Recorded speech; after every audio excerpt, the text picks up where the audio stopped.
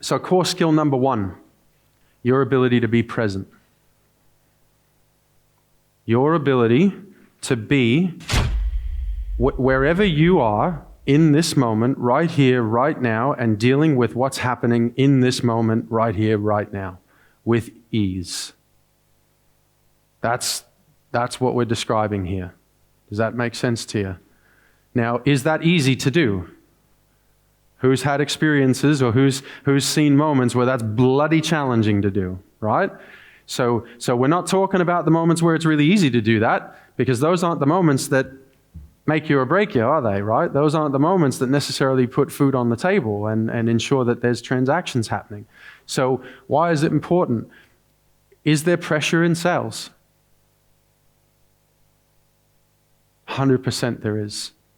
100%. You know, Nathan, the guy that you're talking about, he's feeling the pressure right now, right? Now, if he doesn't develop the ability to center himself and be present, that pressure can overwhelm him. So your ability to do this is what determines your ability to handle what happens in your environment. What effect can pressure have?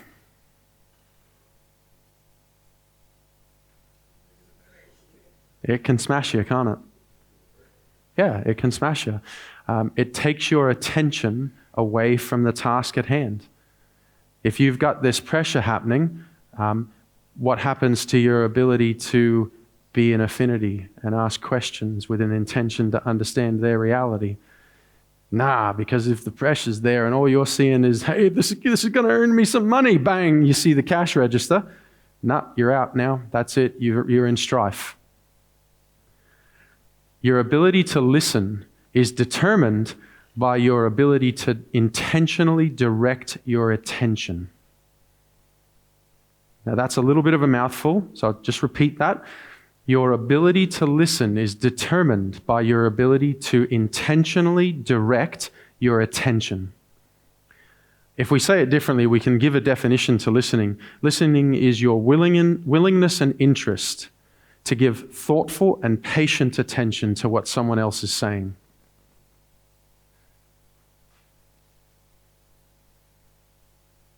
Now, there's no caveat on that about whether or not you find it interesting. Right? Because we can all do that. When we find something interesting, hey, we can sit and listen. And probably more importantly, we can sit and talk, right? Listening is your willingness and interest to give thoughtful and patient attention to what someone else is saying. So, why is this so important? Listening is your willingness and interest. We just looked at that. Can't do this if you're not able to be present, is it? That's a fact. What is being present? It's being right here, right now, totally present in this moment, right? If you can't do that, then you can't give your attention completely in this moment to what someone else is saying. You not present creates resistance in the other person. So who's had the experience or who's seen it happen where you feel like you're just talking to a brick wall? There's a body there, but you just know that they are not with you. Who's had that experience before? Yeah. And how does that feel?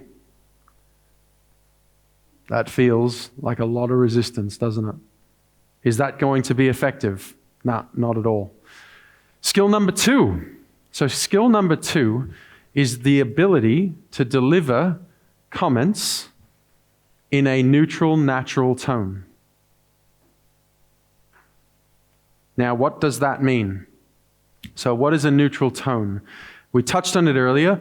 Tone includes your tone of voice, your body language, your facial expressions. It's not just restricted to tone of voice. That's not what we're not restricting our conversation to only the tone of your voice. It's an overall tone that is exuded in the way that you make your comment. Does that make sense to you? Right? So it can be very, very subtle until you see it or until you experience it, right? Then it's all of a sudden not subtle at all, is it? So everything communicates. The question really comes down to are you communicating intentionally, or is there unintended communication occurring? Right? Okay. Why is this important? Well, Who's got that situation where your life partner can say something in just that particular tone, and the moment you hear it, you can actually probably feel it before you hear it, and then you hear it, and then what happens? Yeah, I see red. So therefore, let me ask you this. Did you actually hear the words that he or she said? Yep, probably one. Because then the tone takes over, and boom, now we're seeing red. So therefore, we actually haven't given any attention to what they've said, right? Yes? So without getting too technical, what's happened is that particular tone has pressed a button that exists within you, and you've reacted to it, and you now see red, right? Now, I don't want to get too technical, but the button exists within you. So the only thing that we can control is us, right? The only thing we can change or affect with intention is ourselves. And so what we're really looking at here is we obviously can't change our partner, right? So what can we change? Ourselves. So if they've said something in that tone and it's pressed the button, well, that's up to us to deal with that button, right? But that's a different conversation. What we're now going to look at is the fact that when you are in communication with someone, whether that is for the purpose of selling a product or service, or whether that is just communication with your life partner, it's up to you to make sure that you communicate with a neutral, natural tone, because if you don't, then the same thing's going to happen. You're going to press a button within them.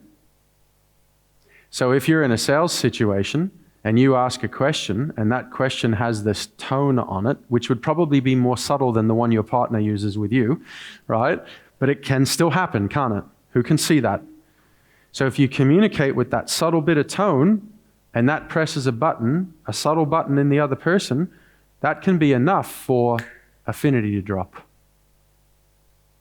And it can be enough for, oh, hold on a second, why did they just say it that way? Right, there's something more for me to look at here. It's enough to seed doubt. It seeds resistance. And the moment when we are in a buying position, the moment that we have a reason for resistance to creep in, how much does it creep in? Yeah, it's like boom, effortless. We just all of a sudden, heckles are up. Hold on a second. Something doesn't feel right here. I don't know what it is, but something doesn't feel right. I'm now dubious. I'm not certain. I'm not making a commitment yet. Boy, and bang, now you got a whole heap of resistance to deal with, don't you? So you're on the back foot now, attempting to recover. Am I making sense? Yep. Okay, awesome. So, we could go there. Have you ever said something to your life partner with that little bit of tone on it yourself, right? Yeah, can they hear your words? So, neutral tones, what it allows is it allows the words to carry their own power.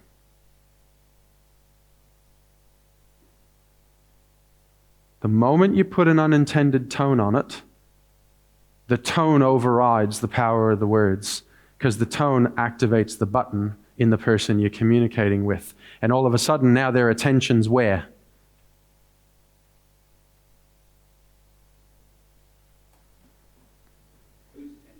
Their attention is where? It's on the button that you've pressed. So their attention's no longer on you. They can't even hear your words.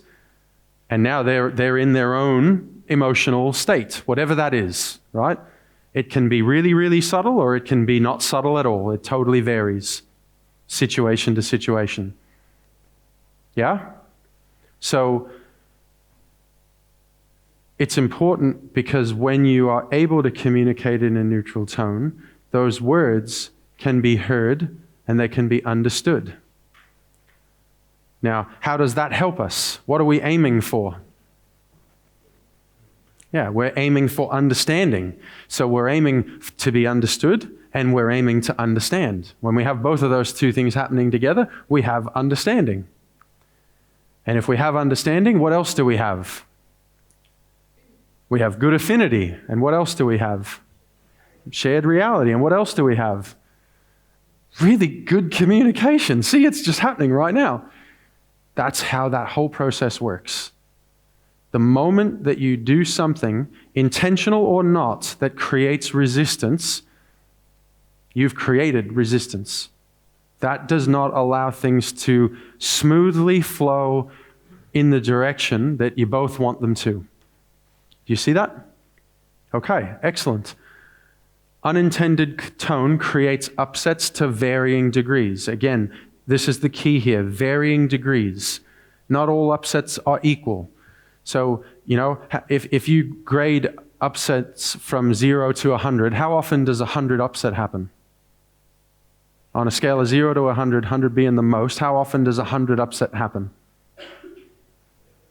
It's very rare. It doesn't happen very often at all, does it? Right?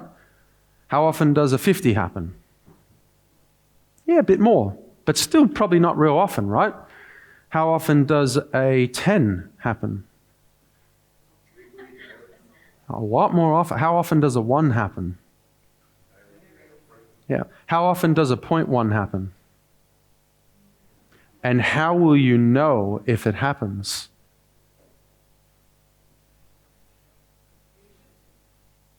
Okay, resistance, confusion. Good. What will be the indicators that there's resistance or confusion?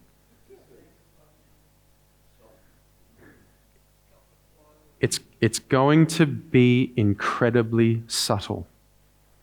It can be as subtle as just a subtle shift in the way that their eye sits within the eye socket. It can be all of a sudden the iris of the eye just goes like they're looking a little bit more closely, or it goes back out. It can be as subtle as a slight shift in the tone of their skin color. It can be that subtle. Now, if one of those things happen, what you therefore have is an upset, right? But it's a really low gradient upset. It's a 0.1. But if that doesn't get dealt with, what happens? It's resistance.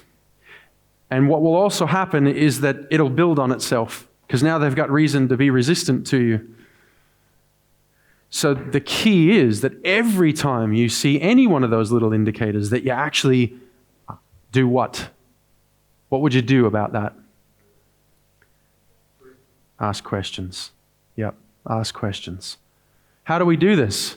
It takes practice with willing partners, and I would suggest professional facilitation like this, who can see that practicing this has the potential to go wrong. I don't recommend you practice with your missus or your hubby. It's fraught with danger. You'll end up getting all sorts of comments said to you. So it's really important and valuable to practice this and to have an opportunity to build the skill and develop the skill, right? If you asked me 13 years ago, was I good at communication? Remember, 13 years ago, I'd spent 10 years going door to door, working on commission, literally knocking on 100 doors a day, every day, 6 days a week, and then transitioning from that into teaching thousands of sales reps how to do that, right? What do you think I would have said 13 years ago if you'd asked me, am I good at communicating? I would have absolutely sworn up and down you till you were black and blue that I was excellent at it, right? Some of the things I'm sharing with you today are things that when I actually looked at them and learned them and confronted them, I went, oh, hold on a second, I'm maybe not as good as I thought I was good. Does that make sense to you? So it's a skill, and there's a fair bit of really awesome detail that when you work this out, man, does it change your life and your ability to get things done. Because remember, what's your success determined by? Your ability to communicate effectively, right? When I think back about it now, 13 years ago, man, I was terrible. There were good bits, but the bad bits were really bad. The unintended tone that used to come out of this existence was an absolute shocker, right? You probably have worked out that if you use the DISC system, I'm a pretty high D, so I care about results, and I care about making sure that things get done, and don't tell me how you feel about it, right? That was me 13 years ago. I didn't give a shit about how you felt about it. I wanted results. And if you weren't going to deliver results, get out of the way, someone else will. Very low care factor, right? Was that effective? Minimally. Is it effective long term? Nah, no way. So, skill number 3. So what have been the 2 skills that we've talked about so far that are the primary skills of sales? Yep. Excellent. So how important do you think it is to have the ability to deliver questions in a neutral tone, in a neutral, natural tone? Equally as important as delivering comments, right? So why is it important? Well, are you able to sell anything if you don't get your questions answered? Yes, Jason, hold on. We'll bring the microphone to you. Bear with me 2 seconds. Right, we have a microphone here, and I will turn it on. It's now on. There we go. We have action. Yes, go ahead, mate. Sorry, mate. This relates to the conversation I've just had beforehand with Mel. Yep. So what if, and I may be jumping ahead a little bit here, but what if charisma was part of your sales technique? As in, the monotone's really good, like to stand there in a monotone and deliver and ask questions in a monotone. But what if charisma is part of the sales technique, or your personality is part of your sales technique? So people want to see. So for instance, for those who don't know, I do a cooking show, and people watch me on stage cooking. If I stood there in a neutral tone and said, okay, we put the flour into the saucepan, you would get up, thousands of people would stand up and walk off. Good. So I'm just going to go time out for a second, because there's one thing that I'm hearing that you are not, that you've got a degree of confusion on. So monotone is not neutral tone. So let me ask you this. Have I had a degree of charisma on stage over the last six hours today? Yes. Okay. Have I communicated in a neutral tone the majority of the time? The majority of yes. Yeah. So neutral tone is neutral tone, and then there are degrees of energy that you put into that, is a way of talking about it. So it wouldn't work for you to stand on stage and like it, that is a process of you're displaying something, right? So yes, that's right. So the question, a part of that question too, those 3 last participants who did a fantastic job, by the way, could have also used different types of body language to communicate with you, as in, hello, how are you, Mike? And did you hear, or something, and wave their hands around and actually come up and engage with you? That's absolutely true. Yeah. Yep. Okay. Now, here's the thing, right? So everything you're talking about is skill. They're all skills.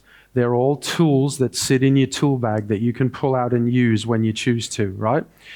Now, what we were demonstrating there and what we were practicing there is one very specific tool, right?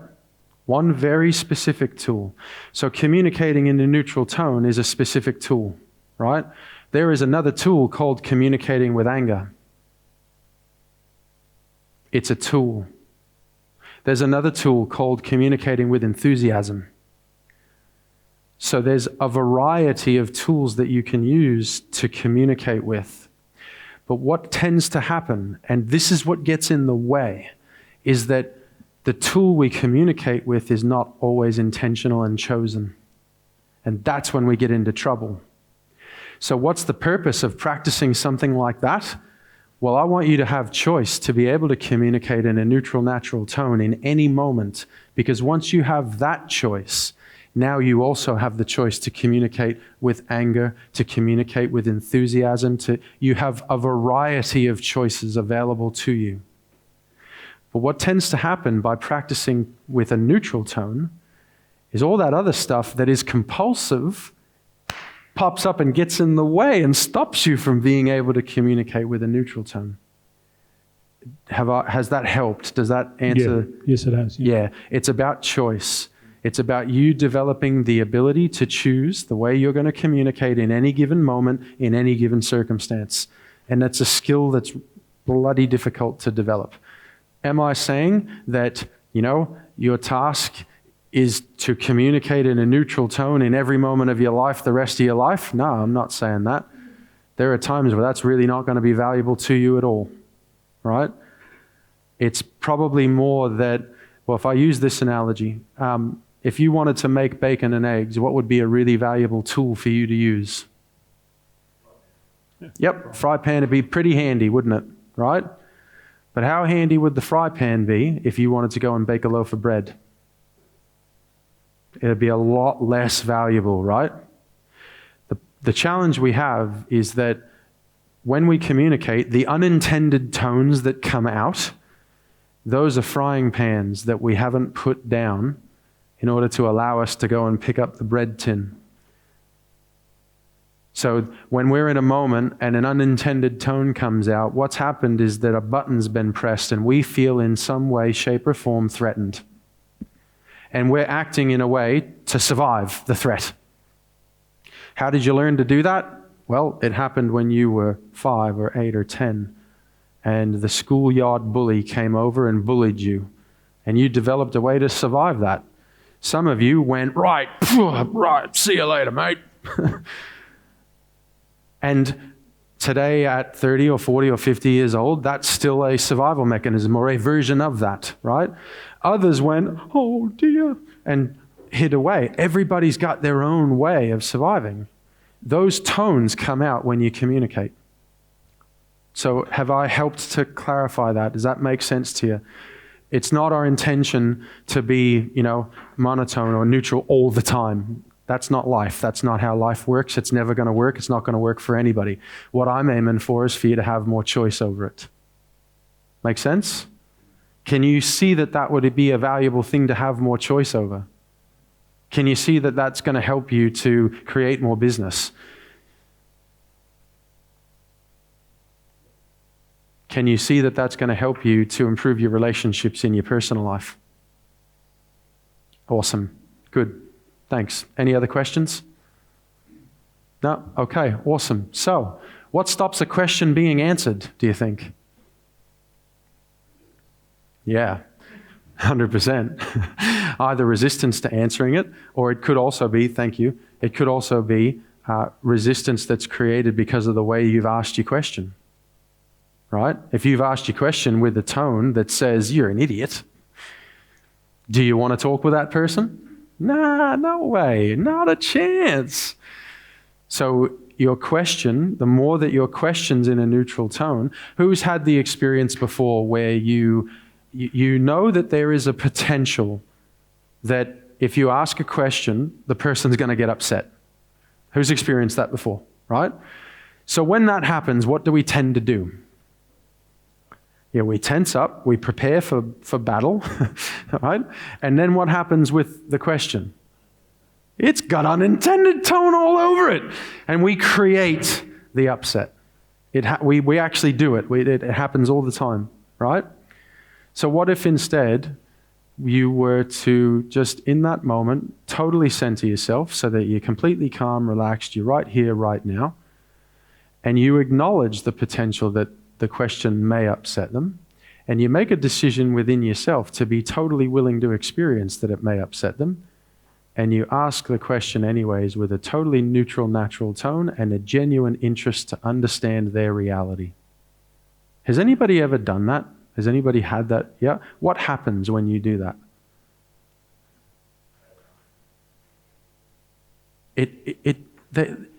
You just, all of a sudden, the question, I'll tell you a story to illustrate this. So, these workshops that we run where we practice these communication skills, I had a female client, come and participate in the workshop. My wife was also participating, and, they sat down next to each other at lunch one day. And the conversation happened where my client looked at my wife and went, look, can I have your permission to ask you a question?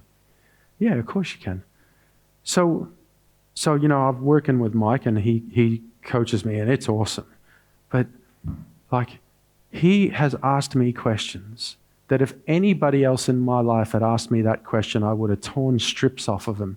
And yet he asks me the question. I just, it doesn't even cross my mind. I just answer the question like instantly. And it's like, so how are you married to that? Like that was the question that was asked, right? Of course, my wife turned around and I just tell him to fuck off. So that's, at the time that was true, that's fair enough. I wasn't as skilled then as I am now. But the point I'm making here is that when you master this skill, you're actually able to ask any question at all in any environment to any person, and it doesn't create an upset. It doesn't create resistance. It doesn't activate the pre-existing resistance that sits within them, because that's really what's happening. Does anybody want me to repeat that? Yep. So when you develop your ability with this skill, what happens is you no longer activate the pre-existing resistance that sits within them. That's the real key here. So when you're communicating with a client or when you're communicating with your life partner, when you say something and it activates them, you've activated resistance that sits within them. That's what gets in the way. That's what blocks you from being able to support them or being able to build the relationship further, move through to the next part of the process. That's what gets in the way. Does that make sense? Yeah? How are we doing here? Is this valuable to you? Like, we're here to talk about sales, and I'm talking about sales, and I want to make sure that you can see the link here. How are we doing? Yeah? Is this on track from your perception? Okay, excellent. Okay, bear with me. So, we're on. Go for it. To your chin, and yep, go for it. Hi, my name's Phil. I'm wondering whether children have resistance.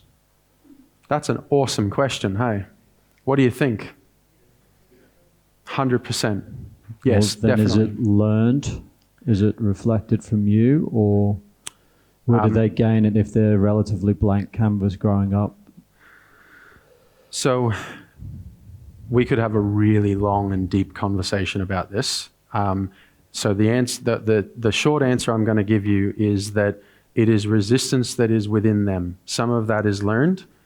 Some of that is learned through observing the people in their life and going, oh, well, that happened, and Dad didn't like that and was resistant to that, and oh, that must be bad. I'm not going to want to do that myself, and I'm going to make sure I avoid that. So that, yes, part of it's learned, but part of it's also the resistance that sits within them.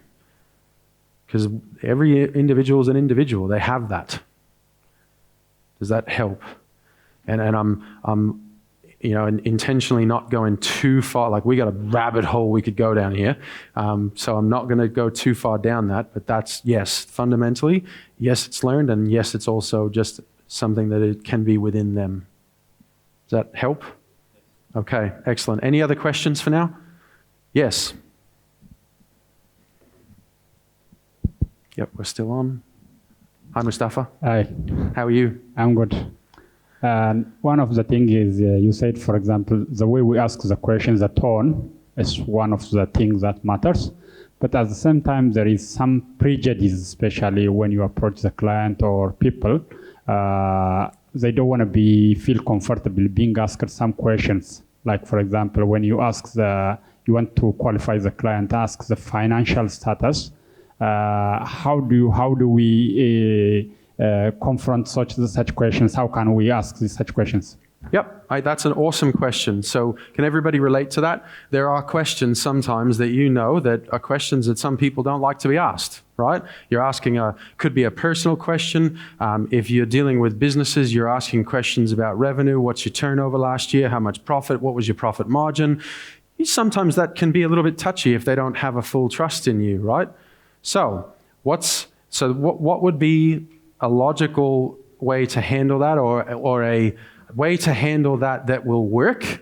For me, one of, and I'm giving away stuff I'm going to talk about tomorrow, one of my favorite questions is this: look, may I have your permission to ask you a question? Or I might go, look, may I have a permission to ask you a question about the finances of the business? May I have a permission to ask you a question about, so like if I was a doctor, may I have a permission to ask you a question about your bowel movements? I'm making this up as I go, guys, bear with me. I was going to use a different word, but I might not, my wife would get upset with me later. So ask for permission. Ask for permission to ask a question. What does that... It always does. So if you ask for permission and it is granted, you now have agreement. You now have agreed shared reality. So use affinity. Ask your question to gain understanding. So that would be the best thing I can probably say to that for right now. Yeah, ask permission. It's a great question. And I honestly, I ask that question regularly.